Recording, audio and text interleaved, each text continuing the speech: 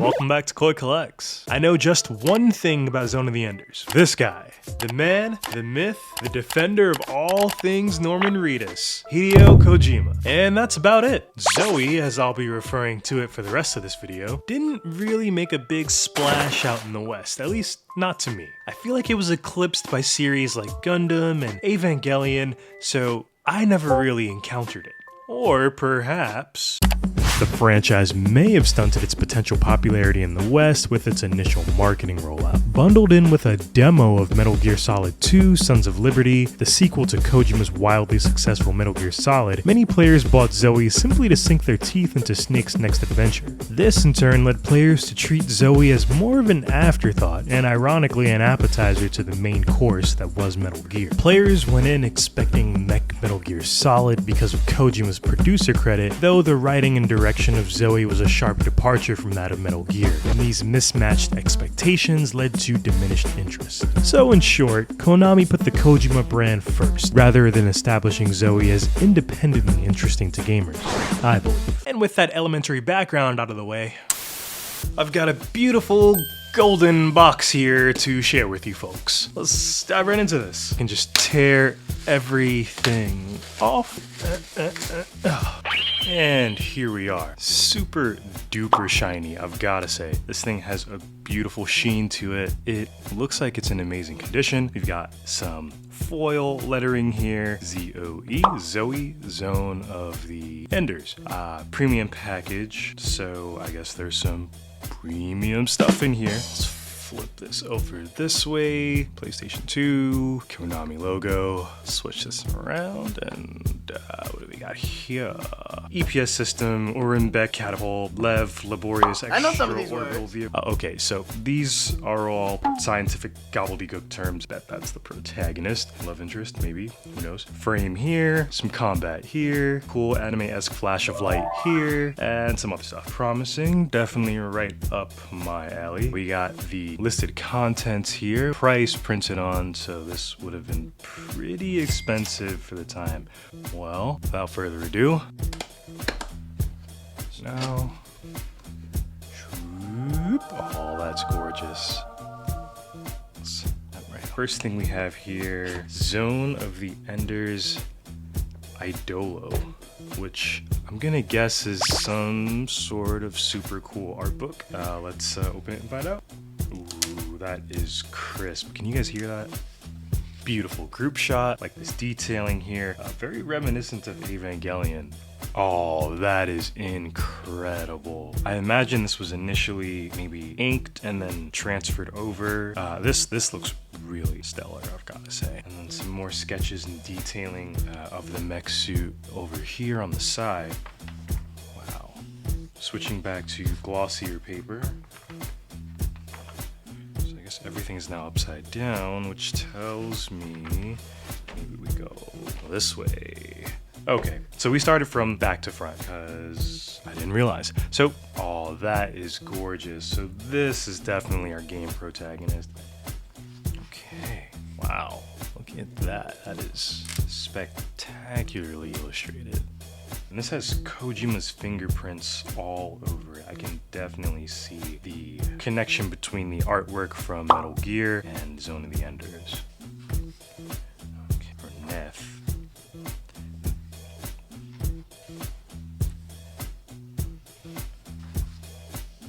Wow. Okay, so that's it for the art book. Next up we have a postcard. Okay, yeah, looks like, yes, postcard. I can read. And it's the Orbital Frame Jehuty. Looks super sick and detailed. I guess we can peel this open. Whoop. And here we are. Next up we have Neath, Orbital Frame, and we have the Anubis here. 3 postcards included. Some more detailed artwork back. Okay, next up, I believe this is the soundtrack. Okay. See what that looks like. It's a booklet, also with some artwork. Ooh, okay, Okay, so that folds out like that. So we see some really cool imagery of the orbital frame. Paper has a very light foiling to it. Creates a really cool contrast with the white background, so it's got a nice little sheen there. These look like liner notes. This would be one of the songs here. This unfolds. This is the entire track list. Fold that back up. Okay, put that there. Okay, some members of our cast here. Oh, this is so striking. This red, sort of reddish orange gradient of the characters against the white background is beautiful. Open that up, and this is, looks like a DVD disc. Interesting. I'll put this there for now. So it looks like this is gonna be the music from the game. Very cool. We'll close that up. Oh, okay, so it's a full-length picture. Oh, that is sick. We just gotta take that in for a second, please, please. Very cool. All right, let's get this out of here. Lastly, we have the game itself. Looks like it's in pristine condition. I don't get the sense that this was played. Hideo Kojima right up top. I don't recognize any of these names, but anime fans, please let me know down in the comments. Robot Animation Simulator, which is right up my alley. Let's get that cracked open. Golden orange disc here with game branding, and we've got the instruction booklet here.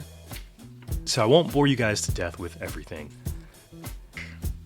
So that is that.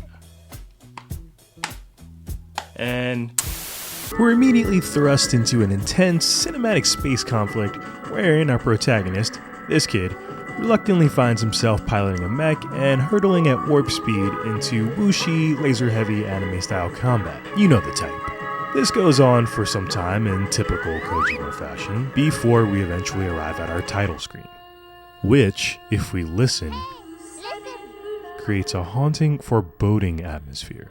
Diving into the game, the stage is set for the conflict we just witnessed. We're formally introduced to our fiery antagonist, Viola, and the timid, war-scarred Leo. We get some more Viola antagonist shenanigans until Leo kind of stumbles his way into an orbital frame mech suit, not unlike Admiral Ray of Gundam, and we encounter our first real enemy.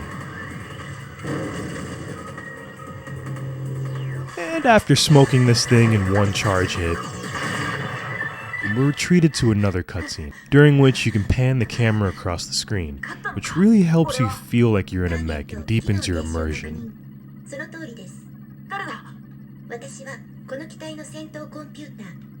From here, you have the option of working through several training modules to acquaint yourself with the control scheme and the abilities of the orbital frame.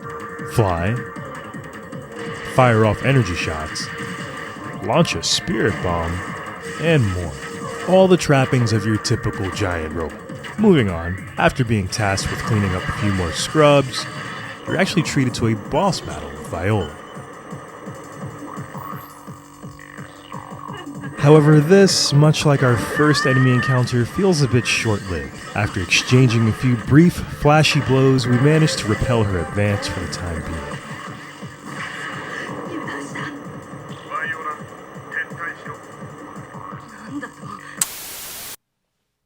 So, what did I like? Well, combat was super fast-paced and flashy. I love a scary female anime antagonist, and the futuristic feel of the game was immediately captivating. What was mid? The fights never really lasted more than a few seconds, gameplay felt a bit repetitious even with my short session, and I found the cutscenes excruciatingly long, and at times even redundant. So, I think I'm going to give this 7 orbital frames out of 10.